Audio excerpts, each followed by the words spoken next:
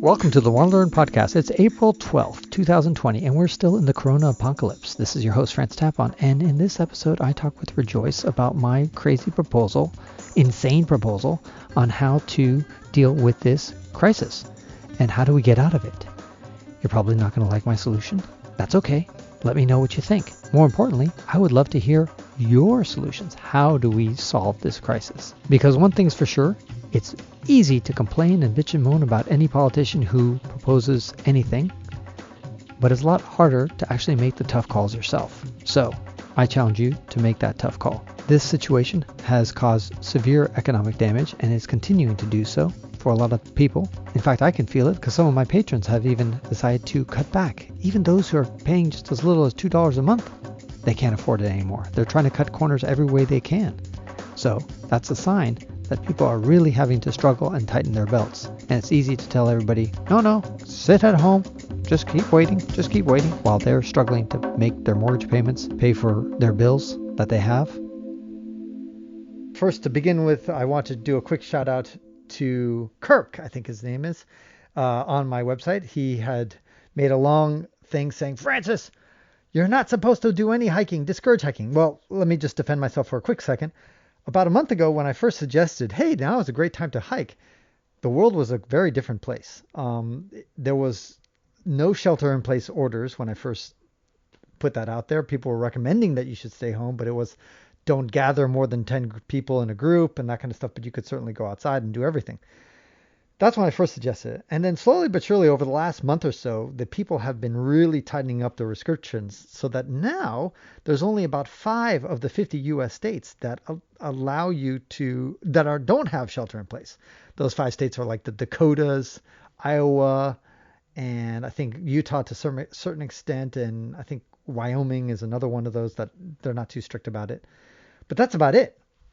Everywhere else now is shelter in place. So because of that, I say to Kirk that yes, you're right. At this point now, things have changed so much that you'll be breaking the law if you're going out there and hiking. So if you really, really want to hike, go hike in one of like North Dakota, South Dakota, or something like that, and that's where you're allowed to go about and your business. But other than that, you're not allowed to. I'm wearing my ex officio gear here to protect myself from Rejoice because I think, Rejoice, you have COVID-19. Yeah. And we have here also a Dachshund and Pitbull mix called Nora. Sorry. Yeah. So according to the CDC, the most recent numbers here, we're recording this in about the middle of April almost. 77% of the deaths are from people who are over 65 years old. 77% are over 65 years old. And 90% of the deaths are people who are over 55 years old. Here's something I think we forget. And everybody's going to hate me for all these suggestions, of course. And go ahead, lay it on. Write angry, frustrated comments. But every year, should I say, we trade off lives for economy. We do that all the time. In other words, with the influenza, with other communicable diseases, we lose 5 million people every year. 5 million people to communicable diseases every year. That includes respiratory issues. That includes tuberculosis, influenza, etc. So we are now those communicable diseases. We could bring that 5 million down to 1 million if we just forced everybody to shelter in place 24/7, 365 days a year for the next 100 years. And we'd be able to control that. But of course, we would ruin our economies. So we accept a certain amount of death. What percentage of this type of young people who used to have diseases in their lungs and whatever that have corona and died, do you know? Well, first of all, I'm not a doctor. I don't, not pretending, so don't take any of this as medical advice. But my understanding is that a young person could die even if they don't have any preconditions or any other problems. It's just that statistically it shows that if you already have some sort of weakness in your immune system, you could be dying. So you could be 20 years old and die even though you don't have any respiratory issues or any other kind of pre-existing conditions. It's possible, but it's highly unlikely statistically compared to other people. So my proposal is the shelter in place order right now we're imposing on the entire society we should impose it just on the people who are most at risk and let the rest of society move forward and move on. In exchange, now, of course, there's going to be some risk in that, but we already deal with that risk, like I said, every year with all sorts of other communicable diseases. And I wouldn't tell all of society to get back to work. So, for example, if you're a programmer and you're 22 years old, you could probably continue programming for Google or Facebook or whatever you're programming for and stay at home. Say you're a cook, you're a chef or something like that. If you're over 55, sorry, you can't go to work. If you're under 55, if you feel like it, if you want to, if you have to, take that risk. How to say it, but it has a kind of a bad connotations to it, like you're discriminating against the young and the elderly. But I know it says in the CDC that the elderly die much more than somebody who is 27 like myself. But saying that, oh, they stay at home and the rest of us go outside, looks like they will not like it. You understand what I'm trying to say? I totally understand. They Yeah, it feels like you're being signaled out. But unfortunately, the coronavirus is singling out the old people for us. And so we can either shelter everybody in place, or we can just shelter the old people who are the most vulnerable of the society. And here's the interesting statistic. 5% of Americans who are senior citizens, 5% live with their younger generation, live with their children usually. It's a very small percentage. Compare that to Africa. Africa, everybody lives with it. Everybody is like 100% of the old generation live with 100% of the young generation. So in my house, I have my grandma, my mother, my father, my brother. And if I have an elder brother, he will be married and his family will be in the same house. So if my mother died, then her room will be occupied by one of the eldest person in the house. So this is how it works.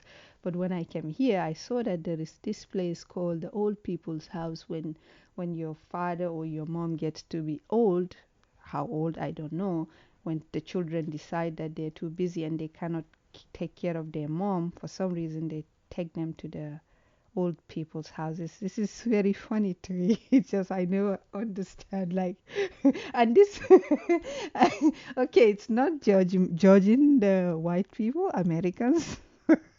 It's just like, how busy are you that you cannot really stay in the same house with your 70, 80, 90 years old mom and hear her babble nonsense every day when you come back from work?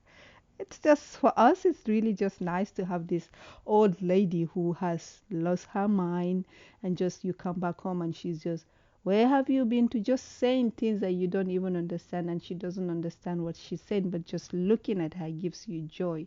We don't have places like, what do you call nursing homes? We don't have nursing home. Let me talk for Cameroonians. In Cameroon, we don't have nursing homes, and it's like 100%. You cannot go to any corner in Cameroon and find nursing home. And I can speak to Nigerians also. They don't have nursing home. These are the two countries that I have lived for many years between the two, and I know there is no nursing home. Your father is old, he stays in the house. Your mom is old, stay there. We live together. Right. And I think maybe in Lagos, for some of the richest people, maybe they might have a few, Believe like me, a few Francis, handful of. You cannot find it. You can go to Lagos, go to every corner, inch by inch. It will be a shameful thing if your mother is old or your dad is old, and you, because you have a lot of money or because you're busy, and then you send them to a place like if they're sick, you send them to hospital to stay in the hospital forever if it has to be forever. But if they're not sick, they don't need a doctor to look at them every day. It's either they live with you or they're in the village with other family members who live in the suburbs, who are not in the capital cities and all those things. This is it. Right. And so this is why imposing this draconian solution, which is actually less draconian than the current solution, which is, let's say, shelter in place for the entire society. This is why my solution is actually more benign than the current thing, because only 5% of the senior citizens of the United States are living with their younger family amongst them. That means 95% of American senior citizens are living alone or with their spouse or something like that, or in a nursing home. 95%. Now, there is an exception, by the way, and you'll find this interesting, Rejoice. 25% of foreign-born senior citizens are living with their younger relatives. So for example, a Japanese old lady who comes to America, there's a 25% chance that she'll be living with her daughters, etc. And if it's an African or a Latin American, 25% chance that the grandfather is living with his family. Mm-hmm. So that makes sense. But for American-born senior citizens, only 5% are living with their... I think it's because they want it that way. Sometimes I think your American elders, they want to be alone by themselves. Of course, For example, your mom. But, right. No, that's right. So, but that's why it's so easy to then tell them, continue sheltering in place, isolate the senior citizen community, and just say, okay, you guys are already isolated. It's easy to keep you guys isolated. And until this coronavirus passes. Until then, stay at home, don't socialize, wear your masks if you have to go outside to do your shopping or whatever.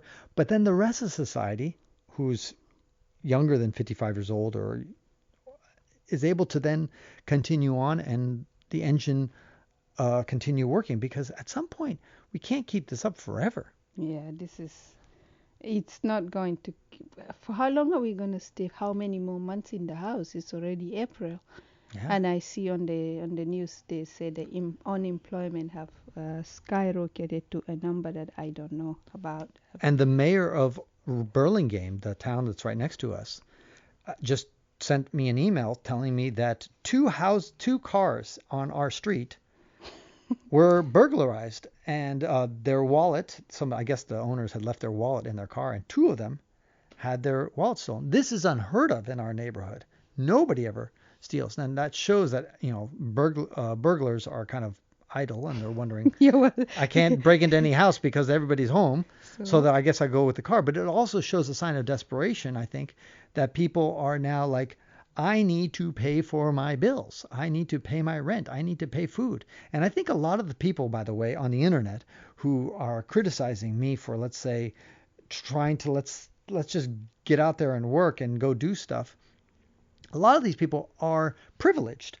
In other words, they have either enough savings or they have a job that allows them to work remotely.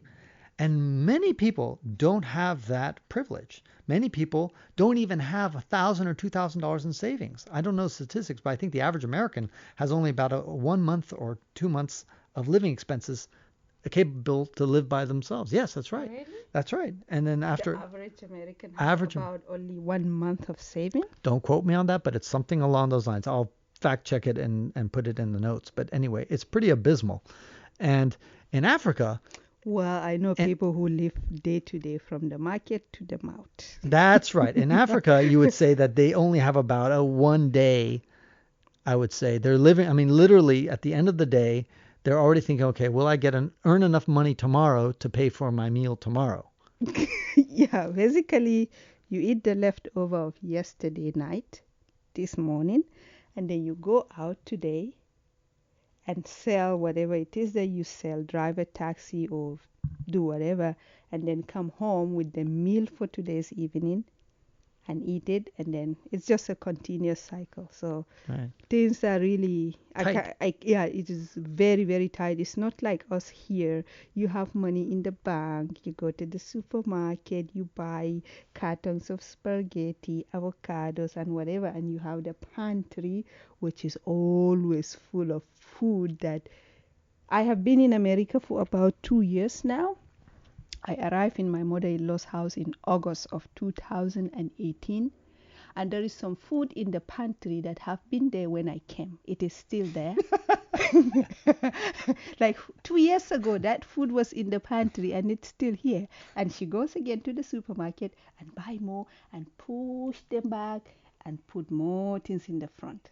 So this is fascinating. And we have house sat in many houses, and you see the same thing. The same thing. Some houses are better than others, but every house, basically, I have gone to family, whatever. You open the fridge, you say, wow. I call my brother from Africa, and then I show him the fridge of white people. Milk, cheese, butter, mango, orange juice, orange, pineapple. I'm like, oh my goodness. They never eat everything they buy. People here, they never eat everything they buy. They always have leftover and they throw it away. I have gone to I worked for a family that I will be there when they cook the dinner. I will help cook the dinner, and sometimes they will invite me to eat dinner with them. And when we finish eating, there will be leftover of pasta, tomato sauce, guacamole, and other things. And then, before I knew it, I saw them just putting it in the trash can. But it was too late for me to say, "Oh no, no, no, no! Don't throw it away. I will take it home because it's already in the dumpster." And then again, and then I told them, because I know they will keep doing that, throwing food. So I told them, next time if you have leftover food, just don't throw it away. Leave it for me. I will come back, and then the next day I will take it and go home with it. So basically, you cook your dinner, you eat. The leftover, you don't put it and keep it for tomorrow and warm it up in your microwaves. Everybody has a microwave. I've never been to a house. Only one house in America I've been to that doesn't have a microwave. But every house have a microwave. They don't want to keep it, warm it, and eat it the next day. West. Well, I would say, hold on, I'll defend these Americans a little bit. I mean, I would say a large percentage of Americans, I don't know if it's the majority or not, but a large percentage do have leftovers and eat leftovers. Eat them. Not everybody cooks and then throws away their food. Okay, so they have leftover from people. If you cook food today, you cook pasta, like Italian pasta, and they don't eat. If they eat dinner today and they don't manage to finish that meal between tomorrow before night, the next second day they're not gonna eat it. It's just gonna be at the back of the fridge for many days, and eventually it goes away. No, I mean, I agree with you. Certain families are like that. I would just say that some people are a little bit better about it than others. But here, get back to the main point, which is that the United States is a land of abundance, and we have quite a bit. But even so, there's a lot of people who cannot afford to not work for a month or two. I mean, they're really going to be in a bad situation. And so for those of you who are listening to this who don't like my idea of keeping the senior citizens sheltered in place and allowing for the rest of society who are reliant, who must go out and work and who cannot work from home, to allow them to go out and work, and who don't like that idea, fine. What is your solution? Because your solution might be, well, we just need to send out money and pay all the people who are unemployed, and the government should just pay for everything. And but where's the government going to get all that money from to pay everybody who is unemployed, including myself? That's right.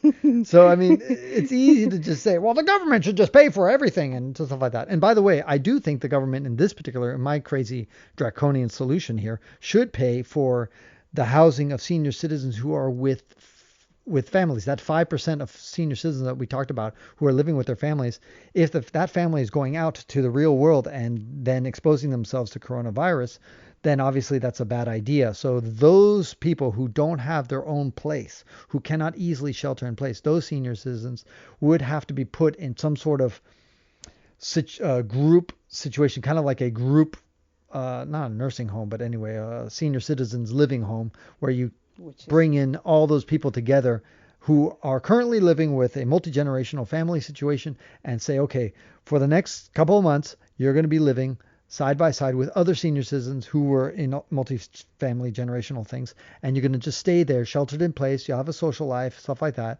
But we don't want you to be intermingling with people who are under 55 at this point, because those people are being exposed to the virus and we want to minimize our deaths. So that's my crazy solution. This is just what you think the government or whoever control humans in this country should do. But in the end, people will just go ahead and do whatever it is that they want to do anyways, So, well, not totally. I mean, there are, like in Spain, they can actually be fined 1,000 euros if you go run around outside. And the United States, they are certainly doing their best to stop people from they going trust outside. us. They tell us, take care, maintain social distances, and they trust us here to say that we can abide by those rules, and that's why they're not finding us. I guess in Spain they don't trust the people to abide by the rules. That's why they're like, okay, we're gonna watch you, and then you go outside, they find you. How big is the ticket? It's 1,500 euros, I think. Something Are like that. you Yeah. kidding me for going outside? Yeah. So you cannot go outside and run or anything. Apparently not.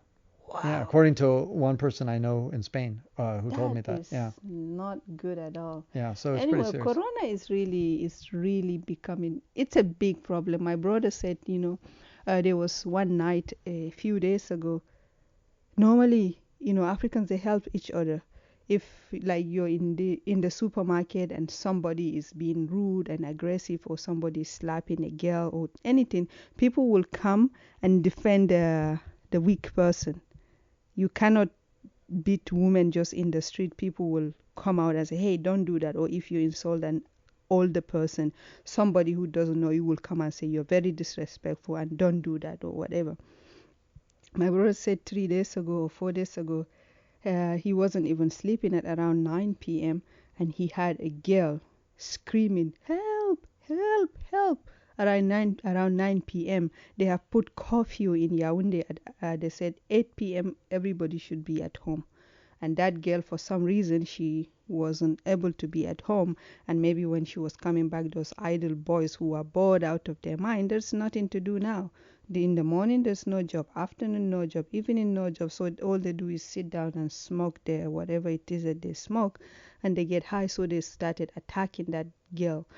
My brother said he didn't go out, to go and help that girl who was screaming. And he said he's not the only one who had it. He has 3 neighbors. He said his neighbor over there knocked at his door and said, Mustafa, did you hear somebody screaming? Mustafa said, yes. He said, all right, good night then. They had the girl screaming, but they just didn't go out, because now everybody is like to himself.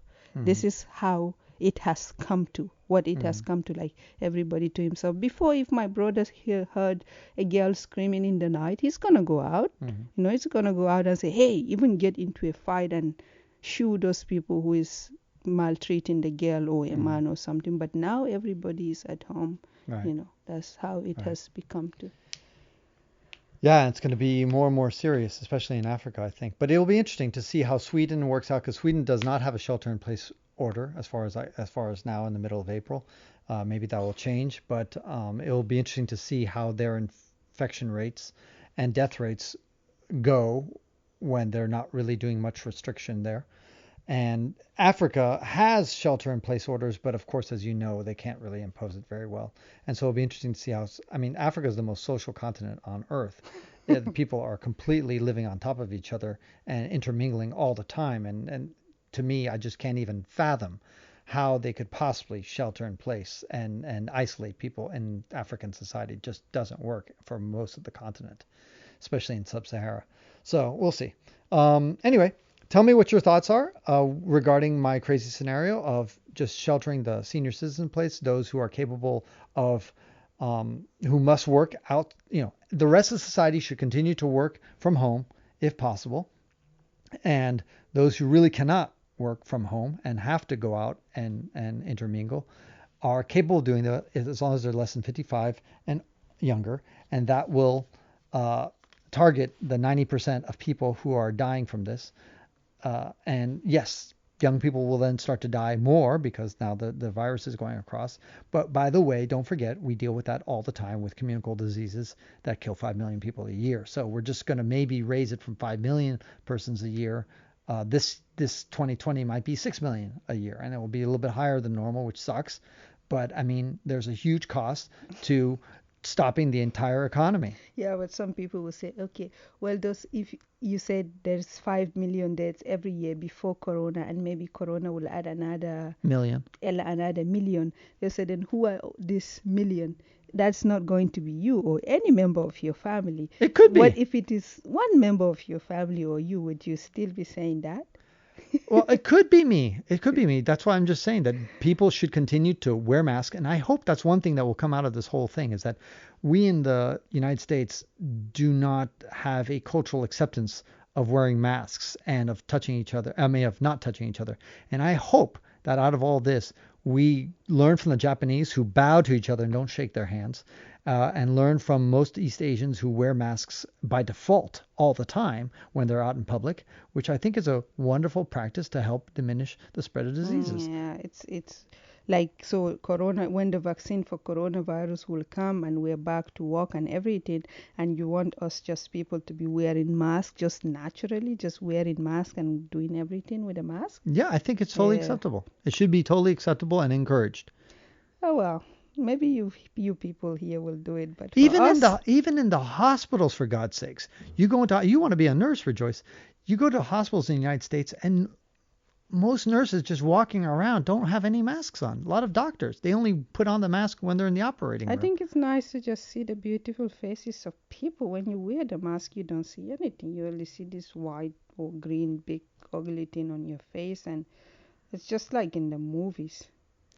Well, that's what you have to deal with. You have to say, well, do I want to increase the amount of communicable diseases, or I want to decrease that? And the cost of decreasing that means wearing a mask. That's the price you pay. As I said in your previous podcast, eventually corona will become like malaria for us in Africa. Okay, you have malaria, fine, go take the hydrochloroquine or take the pills for 6 days and you're done. That's it. That's It's right. not going to be like something that we are afraid of and we have to wear masks and all those things. Eventually, corona is going to be like malaria.